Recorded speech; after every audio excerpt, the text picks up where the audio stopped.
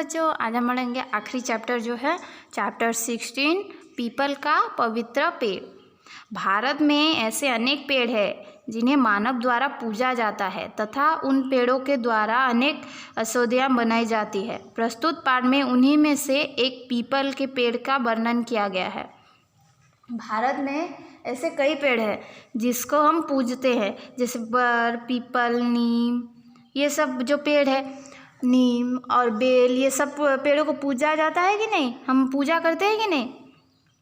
और उनसे औषधियाँ भी बनाए जाते हैं जो हम खाते हैं, मेडिसिन जो बनाया जाता है। ऐसे ही ऐसे पेड़ों के बारे में यहाँ पर बताया गया है। एक पेड़ है पीपल का पेड़, उसके बारे में बताया गया है। देखो, तुसिता अपने माता पिता और चाचा चाची के साथ दिल्ली में रहती है। उसके दादा दादी दिल्ली से दूर एक गांव में रहते हैं। कुछ दिन पहले ही उसके चाचा जी की शादी हुई थी।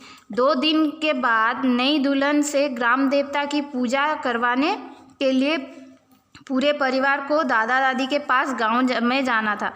तुसिता को बड़ी जिज्ञासा थी कि ग्राम देवता कैसे होते हैं, क्यों पूछते हैं, उनको पूजा की विधि विधान कैसा होता है।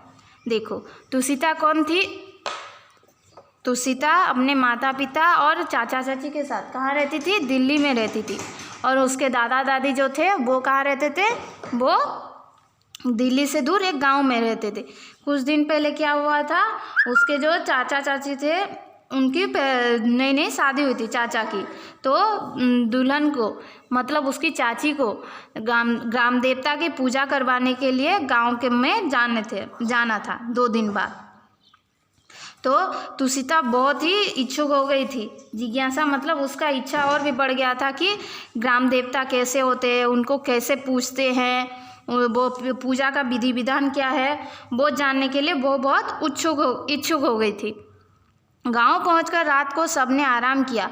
अगले दिन प्रातः ही परिवार और गांव की महिलाएं घर के आंगन में एकत्र हो गई। ग्राम देवता की पूजा की तैयारियां होने लगी। पूजा की थाली सजाई गई, तैयारियां हो गई, उसमें दीपक जलाए गए। थाली में रोली, चावल, मोली आदि कई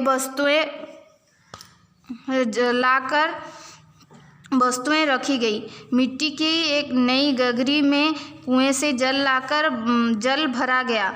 फिर दूल्हा और दुल्हन को लेकर लोकगीत गाती महिलाएं गांव से बाहर ग्राम देवता की ओर चल पड़ी। सभी लोग मंदिर के प्रांगण में खड़े पीपल के पेड़ के पास पहुंचकर उसके चारों ओर खड़े हो गए। देखो क्या हुआ, गांव पहुंचकर सबने एक दिन आराम किया। जो तुसिता, उसके पिता माता और उसके चाचा चाची सब लोग गए और उन्होंने एक दिन वहाँ पर आराम किया। और अगले दिन सुबह ही वो उठकर सारे वहाँ की जो महिलाएं थी, जितने भी सब उठकर आंगन में एकत्र हो गई और ग्राम देवता की पूजा करने के लिए तैयारियां करने लगे। और थाली सजाया, पूजा की थाली सजाया। उसमें क्या क्या था? दीपक, थाली में रोली, चावल, मोली और भी बहुत सारे वस्तुएं थी, फूल, ये सब थे। और मिट्टी के गगरी में, मतलब मिट्टी के घड़ा में कुएं में से अच्छा पानी लेकर दूल्हा और दुल्हन को लेकर लोकगीत गाते हुए, मतलब वहाँ का गीत गाते हुए चल पड़े ग्राम देवता के पास।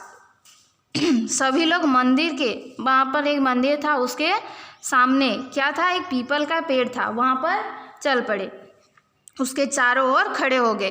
तुसिता ने देखा कि पीपल का एक विशाल तने के चारों ओर रंग बिरंगे धागे लिपटे थे। उसके शाखाओं पर रंग बिरंगे कपड़े बंधे थे। मिट्टी से डालियां पर रस्सियां से बंद मिट्टी की बने विभिन्न आकार के पानी से भरे बर्तन लटक रहे थे। लाल रंग से रंग पत्थर पीपल के जड़ के पास रखे थे। कुछ फूल भी वहाँ बिखरे थे। जड़ के आसपास दूध भी गिरा था। चावल के दाने भी जड़ के पास पड़े थे।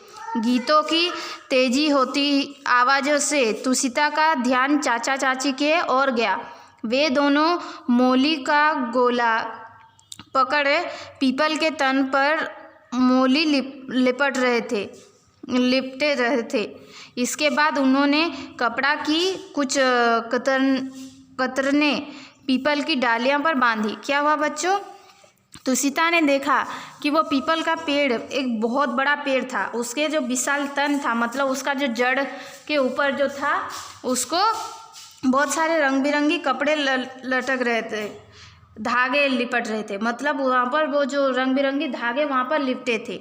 उसके शाखाओं पर क्या था? रंग बिरंगे कपड़े बांधा गया था। डालियों पर विभिन्न प्रकार के रस्सियों से मिट्टी का घड़ा में पानी भरकर वहाँ पर बर्तन लटकाए थे। लाल रंग के एक पत्थर वो पीपल के पेड़ के नीचे था। उस पर उसके आसपास कुछ फूल बिखरे हुए थे, दूध गिरा पड़ा था, फिर चावल के दाने जड़ के पास गिरे पड़े थे। गीत की आवाज़ और भी तेज़ी होने लगी तो तुसिता ने अपने चाचा चाची की ओर ध्यान दिया और वे दोनों क्या कर रहे थे? जो मोली था उसको वो पीपल के तन पर वो लपेट रहे थे और कुछ कपड़ा और पीपल की डालियों पर भी बांध दिया।